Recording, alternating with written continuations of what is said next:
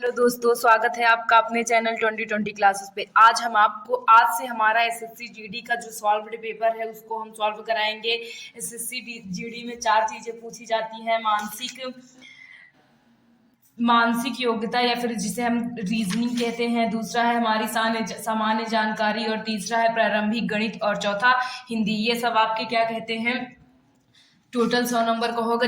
आज हम आपको मैथ सॉल्व कराने चल रहे हैं, तो चलिए शुरू करते हैं। आपका फर्स्ट क्वेश्चन है, गरिमा ने एक बैग अंकित मूल्य पर 15% की छूट के बाद 816 रुपए में खरीदा।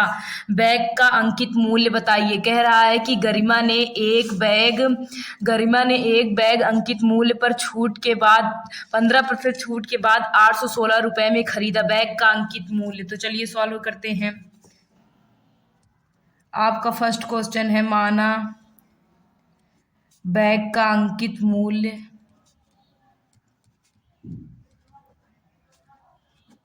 इज इक्वल यक्स रुपए। कितना मान लेते हैं हम, यक्स। इसी यक्स पर कितने परसेंट की छूट दी जा रही है, 15, यानी बचा कितना है, हमें देना कितना है, 85% इज इक्वल 816 रुपए। अब इसे सॉल्व करते हैं। 8x गुणे 85/100 इज इक्वल 816। 5 से काटते हैं, 5 का नम 5 बजिए 3, 5 सते 35, 5 दूनी 10।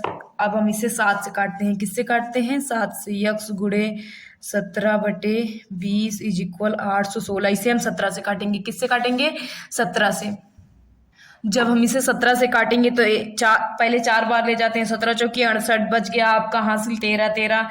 तो उसके बाद 6 उतारेंगे तो कितना आ जाएगा आपका, 17 136। तो यक्स इज इक्वल आपका आया 48 गुणे 20 is equal x is equal आपका आंसर आएगा 8 दूनी 16, 4 दूनी 8, 1 9। यानी उस बैग का अंकित मूल्य कितना था, 960 रुपए था। तो चलिए आपके नेक्स्ट क्वेश्चन में चलते हैं। आपका नेक्स्ट क्वेश्चन कह रहा है कि 10 और 38 के बीच की सभी विषम पूर्ण संख्याओं का योग कितना होगा। हमें क्या निकालना है, 10 और 38 के बीच जो सभी विषम पूर्ण, पहले हम ये पता कर लेते हैं कि 10 और 38 के बीच में कितनी विषम पूर्ण संख्याएं हैं। किसके किसके बीच फाइंड करना है हमें, 10 और 38। तो सबसे पहले क्या हो जाएगी हमारी 11, उसके बाद क्या हो जाएगी 13, फिर डैश डैश, लास्ट में क्या होगी 37। तो देखिए एक फॉर्मूला होता है an is equal a plus n minus 1 into D. तो a आपका यहाँ पे 11 है, an आपका है 37, और d आपका आ जाएगा 13 माइनस 11 इज इक्वल 2, और n आपको नहीं पता। चलिए n फाइंड करते हैं पहले। तो an is equal a plus n minus 1 into D. an आपका 37 है, a कितना है 11, प्लस n नहीं पता, d कितना है 2। तो 37 minus 11 is equal n minus 1 गुणे 2। तो 37 में से 11 घटाएंगे तो आपका आ जाएगा 26। कितना आ जाएगा 26। तो n माइनस 1 इंटू 2, 2 से काटेंगे कितना आ गया 13। तो n इज इक्वल कितना आ गया 14। हमसे पूछा क्या है कि 10 और 38 के बीच सभी विषम पूर्ण संख्याओं का योग कितना होगा। तो चलिए हम क्या फाइंड करते हैं, योग। अब हमें n की वैल्यू पता चल गई। योग निकालने का फॉर्मूला होता है Sn बराबर n/2 ब्रैकेट में a प्लस an, यानी प्रथम पद और अंतिम पद। तो n की वैल्यू कितनी है हमारी 14 इज इक्वल 14/2। ब्रैकेट में पहला पद कितना था आपका 11, कितना था 11, और अंतिम पद 37। इन दोनों को ऐड कर लीजिए।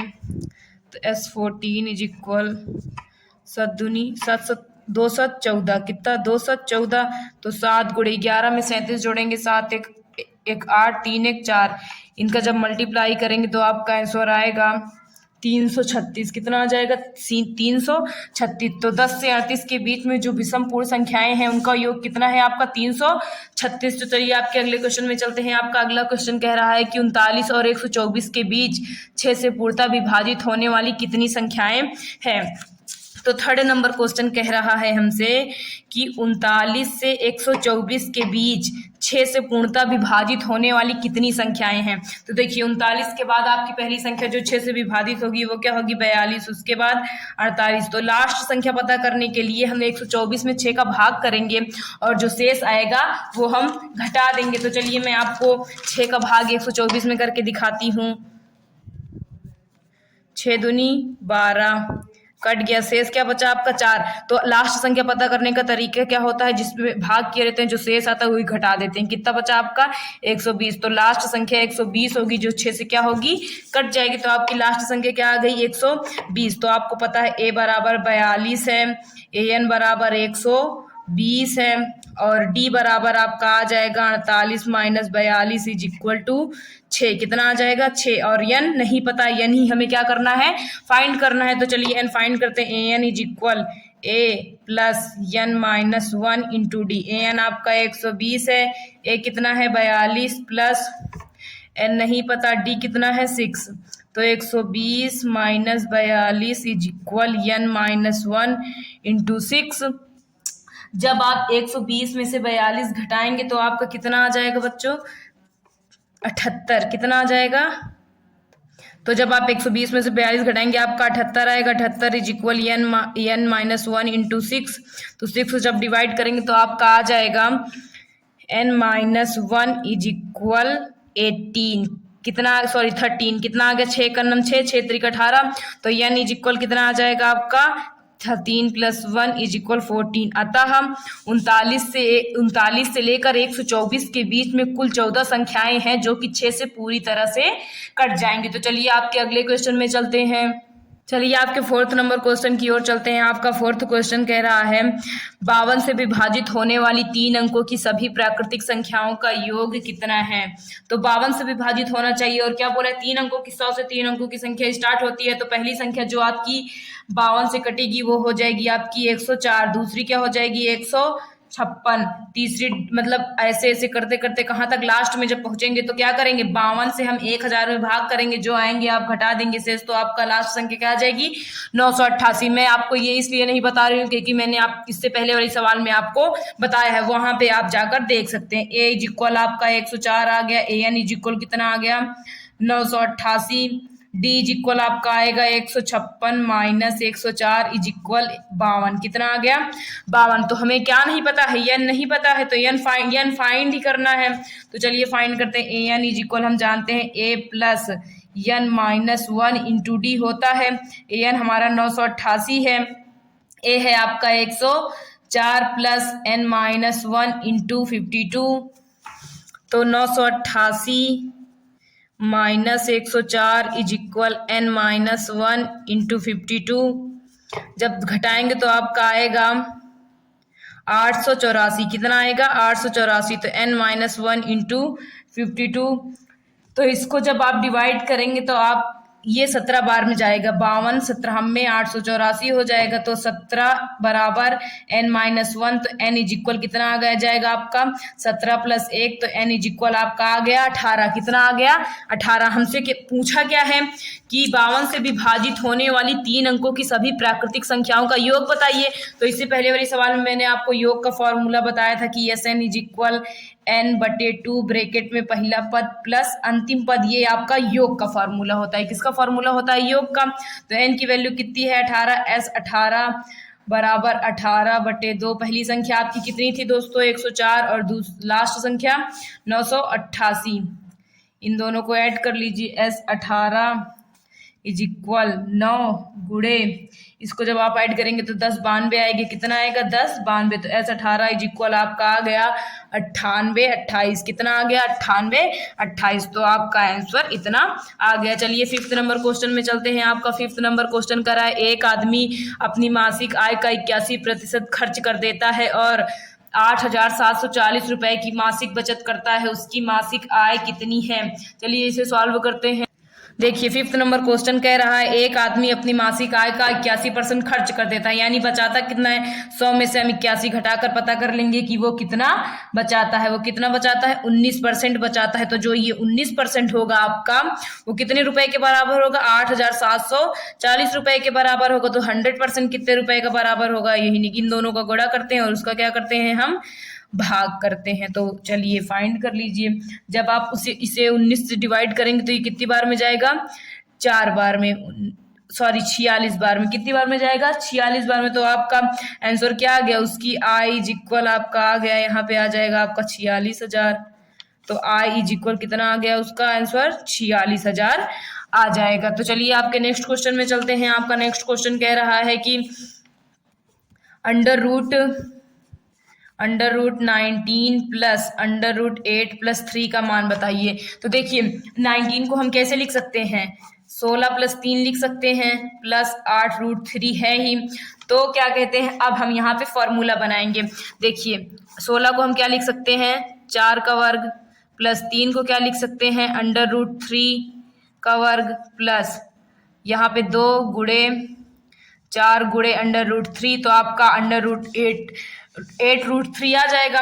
तो ये फॉर्मूला बन गया हमारा a प्लस बी का होल स्क्वायर। किसका फॉर्मूला बन गया, a प्लस बी का होल स्क्वायर, स्क्वायर से स्क्वायर कट गया, तो आपका आंसर क्या आ गया, 4 प्लस रूट 3, ये आपका आंसर आ जाएगा। तो चलिए आपके नेक्स्ट क्वेश्चन में चलते हैं। आपका नेक्स्ट क्वेश्चन कह रहा है,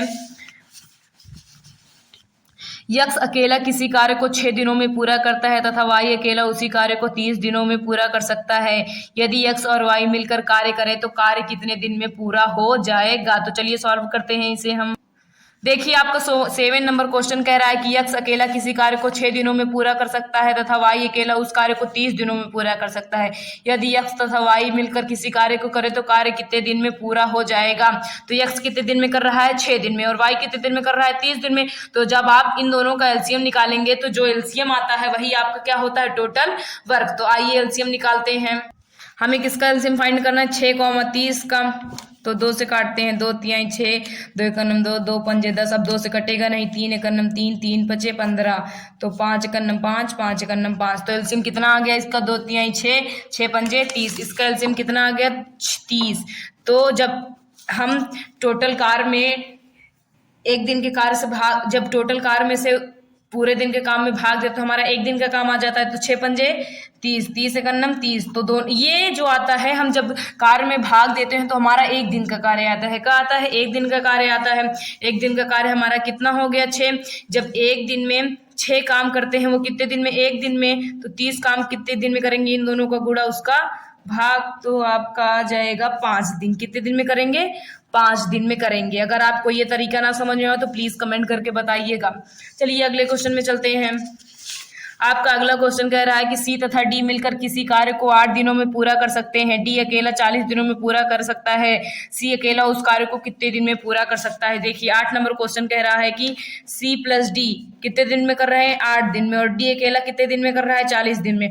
तो देखिए इसका मेथड होता है 1/8 माइनस 1/40। जब दोनों के कार्य में से हम एक का कार्य घटा देंगे तो हमें किसका पता चल जाएगा, एक का कार्य पता चल जाएगा। तो चलिए इसका लासा निकालते हैं। जब आप इसका लासा निकालेंगे तो आपका लासा कितना आ जाएगा, 40। तो 8 पंजे 40, 40 एकन्नम 40, आपका आ गया 4/40। यानी सी कितने दिन में करेगा, 10 दिन में। कितने दिन में करेगा, कार्य समय का उल्टा होता है, इसीलिए क्या हो जाएगा, आंसर आपका 10 दिन हो जाएगा। तो आपका सही आंसर कौन सा ऑप्शन हो जाएगा, 4th ऑप्शन हो जाएगा। चलिए अगले क्वेश्चन में चलते हैं। हमसे कह रहा है कि यदि एक वर्ग का विकर्ण 15 सेंटीमीटर है तो वर्ग का क्षेत्रफल सेंटीमीटर स्क्वायर में क्या होगा। हम जानते हैं वर्ग का विकर्ण का फॉर्मूला होता है √2 गुणे ए। तो वर्ग का विकर्ण दिया कितना है, 15 इज इक्वल √2 गुणे ए इज इक्वल आपका आ जाएगा 15/√2a। हम जानते हैं वर्ग का क्षेत्रफल का फॉर्मूला होता है ए स्क्वायर। क्या होता है, भुजा का वर्ग होता है। तो हमारा क्या कहते हैं, भुजा क्या है, 15/√2। इसका जब वर्ग करेंगे तो आपका आएगा 15 का वर्ग 225, और 2 का वर्ग √2 का वर्ग क्या हो जाएगा, 2। क्या हो जाएगा, 2। तो जब इसे हम डिवाइड करेंगे तो 2 एकन्नम 2, 2 एकन्नम 2, 2 दूनी 4 .25, यानी 112.5 सेंटीमीटर स्क्वायर। वर्ग का क्षेत्रफल कितना आ गया आपका, 112.5 सेंटीमीटर स्क्वायर। तो आपका कौन सा ऑप्शन सही हो जाएगा, देखिए फर्स्ट ऑप्शन सही हो जाएगा। आइए अगले क्वेश्चन में चलते हैं। देखिए आपका अगला क्वेश्चन कह रहा है एक वस्तु का अंकित मूल्य उसके क्रय मूल्य से 40% ज्यादा है। यदि 45% की छूट दी जाती है तो हानि प्रतिशत क्या होगा।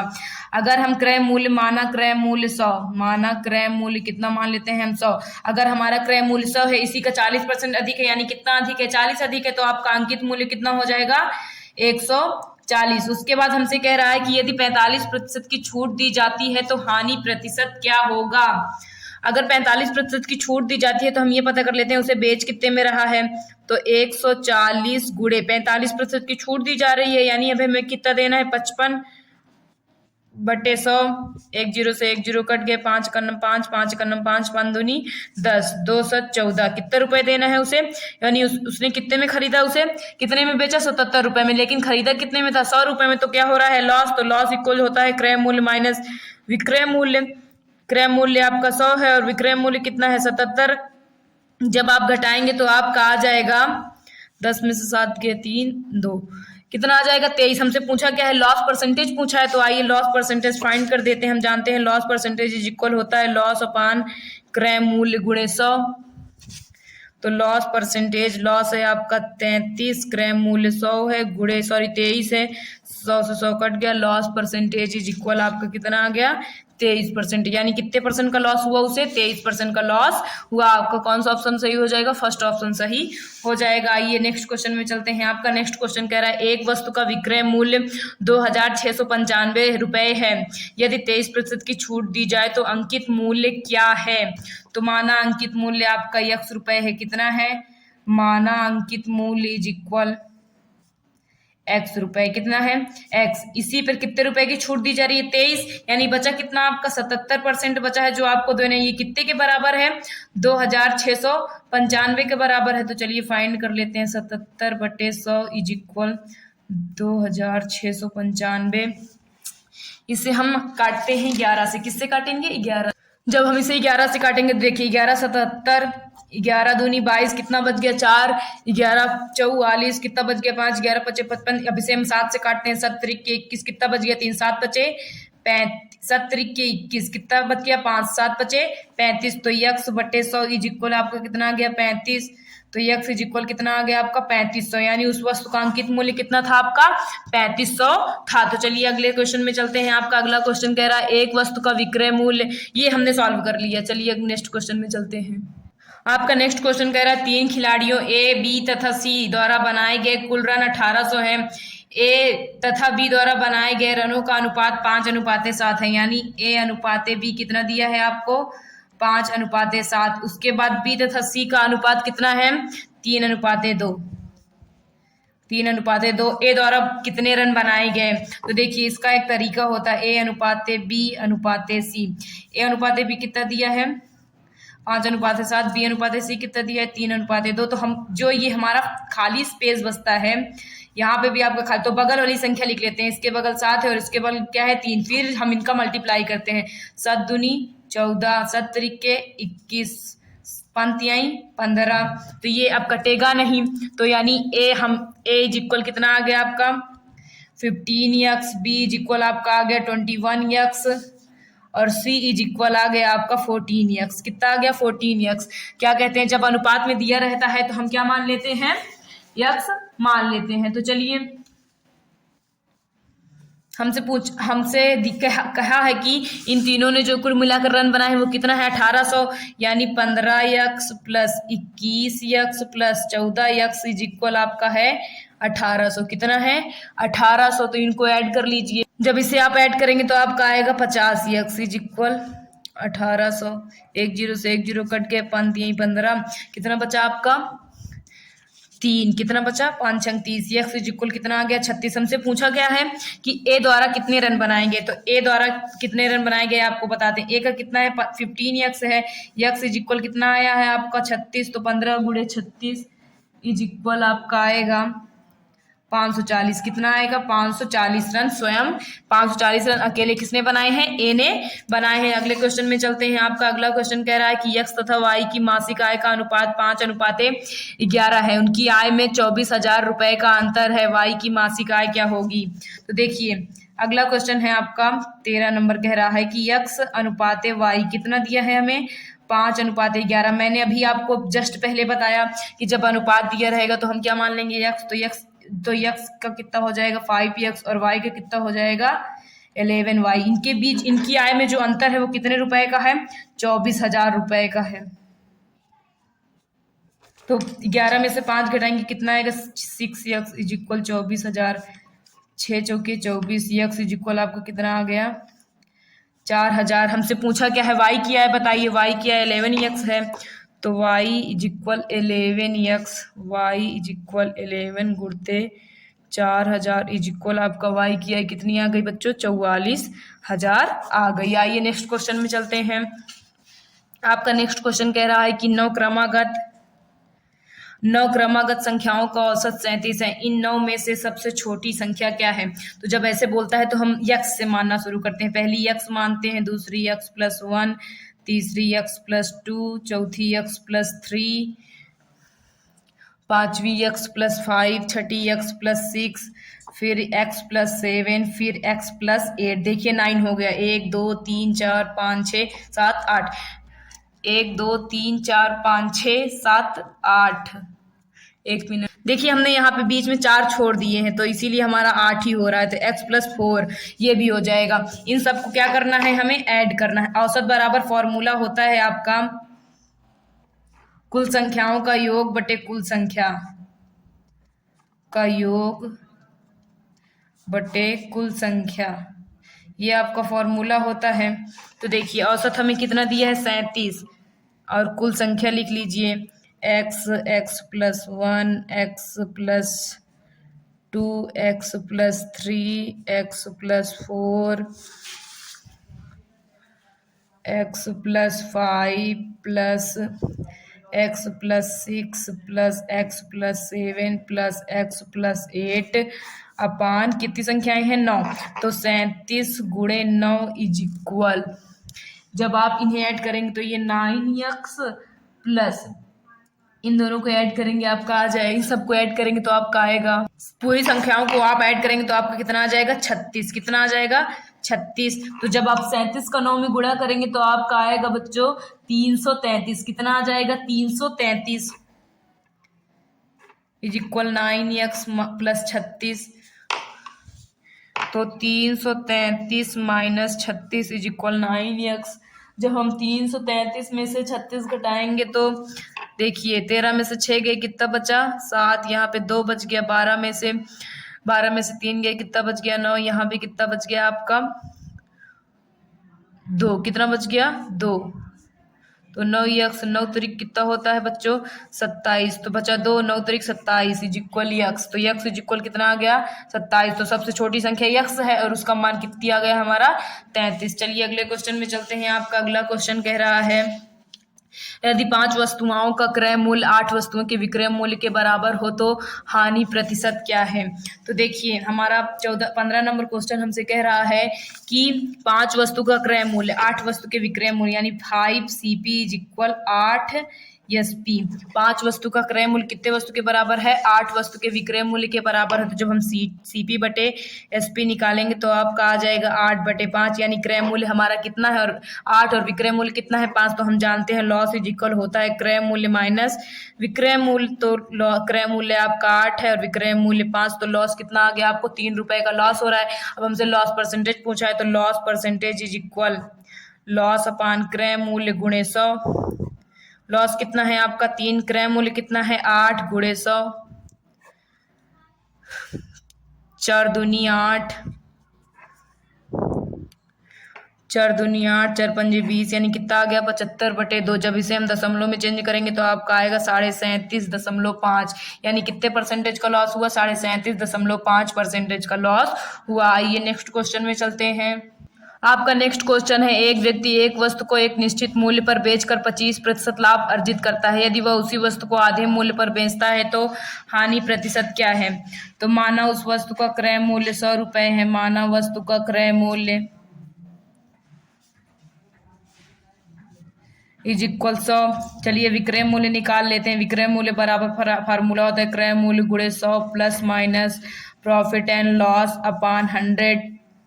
तो विक्रय मूल्य जिक्र क्रय मूल्य आपका 100 है, कितने परसेंटेज का लाभ ले रहा है वो 25% का, बटे 100। विक्रय मूल्य इक्वल 100 गुणे 125 बटे 100, 100 से 100 कट गया तो विक्रय मूल्य कितना आ गया आपका 125। हमसे आगे कह रहा है कि यदि वह उसी वस्तु को आधे मूल्य पर बेचता है, 125 का आधा क्या हो जाएगा बच्चों 125 बटे 2। तो ये हमारा न्यू सेलिंग प्राइस हो गया, क्या न्यू सेलिंग प्राइस हो गया। तो कह रहा है कि अगर उसी वस्तु को आधे मूल्य पर बेचता है तो हानि प्रतिशत। तो देखिए हानि बराबर क्या होता है, क्रय मूल्य माइनस विक्रय मूल्य। तो देखिए हानि, क्रय मूल्य कितना है 100 और विक्रय मूल्य है 125/2। तो हानि आपका आएगा 200 माइनस 125/2। जब घटाएंगे तो आपका आ जाएगा 75/2। कितना आ जाएगा 75/2। हमसे लॉस परसेंटेज पूछा है, loss percentage is equal loss upon क्रय मूल्य गुणे 100। तो लॉस परसेंटेज इज इक्वल 75/2 गुणे 1/100 गुणे 100। 100 से 100 कट गया तो लॉस परसेंटेज आपका कितना आ गया बच्चों, 37.37% का लॉस हुआ। आइए नेक्स्ट क्वेश्चन में चलते हैं। आपका नेक्स्ट क्वेश्चन कह रहा है कि यदि किसी आयत की लंबाई में 25% की वृद्धि की जाए तो उसकी चौड़ाई में कितने प्रतिशत की कमी करनी होगी ताकि क्षेत्रफल समान रहे। तो इसके लिए फॉर्मूला होता है a plus minus b plus minus a b upon 100। जब वृद्धि कहेगा तो प्लस का सिंबल रहेगा और जब कमी कहेगा तो यहाँ पे वृद्धि कह रहा है तो 25 प्लस 25 गुणे 25। एक सेकेंड, सॉरी ये फॉर्मूला नहीं लगेगा, ये दूसरी तरह की सवालों के लिए है जब एक बार वृद्धि और एक बार कमी बोलता है। तो देखिए इसमें फॉर्मूला लगेगा कमी प्रतिशत इज इक्वल कमी बटे 100 प्लस माइनस कमी ऑब्लिक वृद्धि गुणे 100। ये फॉर्मूला आपका लगेगा। तो कमी परसेंटेज इज इक्वल, कमी तो है नहीं, यहाँ पे भी वृद्धि रहता है। तो वृद्धि कितनी है आपकी 25 की, 100 में 25 ऐड करेंगे कितना हो जाएगा 125 गुणे 100। 25 पंजे 125, 25 चौके 100, 25 पंजे पांचम 25। तो कमी परसेंटेज आपका कितना आ गया बच्चों, 5 गुणे 4 इज इक्वल 20%। यानी कितने परसेंटेज की कमी हो रही है, 20%। नेक्स्ट क्वेश्चन है आपका, एक रेलगाड़ी 84 किलोमीटर प्रति घंटा की चाल से चलते हुए एक निश्चित दूरी को 12 घंटे में तय करती है। यदि वही दूरी 14 घंटे में तय करनी हो तो रेलगाड़ी की गति किलोमीटर प्रति घंटा में क्या होगी। हमसे बोल रहा है कि एक रेलगाड़ी किसी निश्चित दूरी को 84 किलोमीटर प्रति घंटा की चाल से 12 घंटे, हम जानते हैं चाल बराबर क्या होता है, चाल बराबर दूरी गुणे समय। चाल बराबर होता है बच्चों डी अपान टी, यानी दूरी बटे क्या होता है, समय। क्या होता है, समय। तो डी बराबर क्या हो जाएगा, चाल गुणे समय।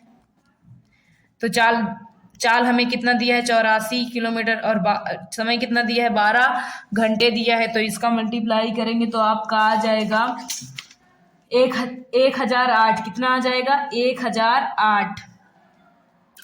हमसे कह रहा है कि यदि वही दूरी 14 घंटे में तय करनी हो तो रेलगाड़ी की गति। तो हम जानते हैं चाल बराबर क्या होता है, दूरी बटे समय। क्या होता है, दूरी बटे समय। दूरी कितना है 1008 किलोमीटर। टाइम चाल कितनी, समय कितना है 14 घंटे। इसे हम 14 से काटेंगे तो आपका आएगा 14 सते 98, 14 सते 98 और 14 दूनी 28। तो स्पीड आपकी कितनी आ गई, यानी अगर वो स्पीड 72 किलोमीटर प्रति घंटा रखे तो वो क्या कहते हैं, उसी दूरी को 14 घंटे में तय कर सकता है। आइए आपके अगले क्वेश्चन में चलते हैं। आपका अगला क्वेश्चन कह रहा है शांत जल में नाव की गति 6 किलोमीटर प्रति घंटा है तथा धारा की गति 3 किलोमीटर प्रति घंटा है। यदि नाव 8 घंटे में किसी दूरी तक जाकर वापस आ जाती है तो दूरी कितनी है। चलिए इसको सॉल्व करते हैं। हमसे बोल रहा है कि शांत जल में नाव की गति कितना है, माना दूरी इज इक्वल यक्स किलोमीटर। तो देखिए यहाँ पे हमें प्रश्नानुसार लगाना है। जब क्या कहते हैं, एक बार दोनों चालें जुड़ जाती हैं और एक बार दोनों चालें क्या होती हैं, घट जाती हैं। तो उसी अकॉर्डिंग लगा लीजिए प्लस एक्स, यहाँ पे प्लस ये दोनों ही ये कुल समय लगाकर कितना समय लगता है 8 घंटे। तो चलिए इसे सॉल्व करते हैं। एक्स 6 3 9, फिर x/3 इज इक्वल 8 इनका एलसीएम आपका आ जाएगा 9। कितना आ जाएगा 9। तो x plus 3x is equal 8, then 4x upon 9 is equal 8, 4 दूनी 8, तो x इज इक्वल कितना आ गया आपका 18। कितना आ गया 18 किलोमीटर, यानी नाव की गति कितनी है 18 किलोमीटर प्रति घंटा। तो चलिए आपके अगले क्वेश्चन में चलते हैं, अगले और लास्ट क्वेश्चन में।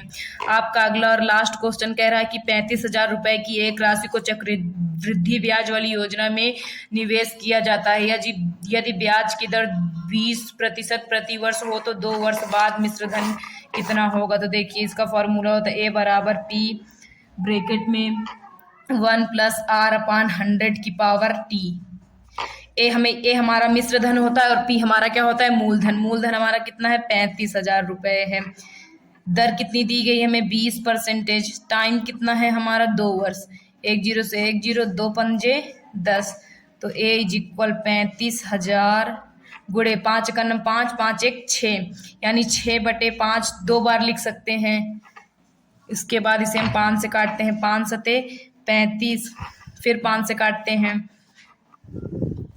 5 का नम 5 बच गया 2, 5 चौके 20, 2 बार 0। तो A इज इक्वल आप जब इन सब का मल्टीप्लाई करेंगे तो आपका आएगा A इज इक्वल आपका आ जाएगा 50,400, यानी आपका मिश्र धन कितना आ गया 50,400। तो आज हमने आपको SSC GD के 20 क्वेश्चन सॉल्व करवाए हैं। ये हमारा पहला मॉडल पेपर था। इसी तरीके हम आपको सब मॉडल पेपर्स के क्वेश्चन सॉल्व करवाएंगे।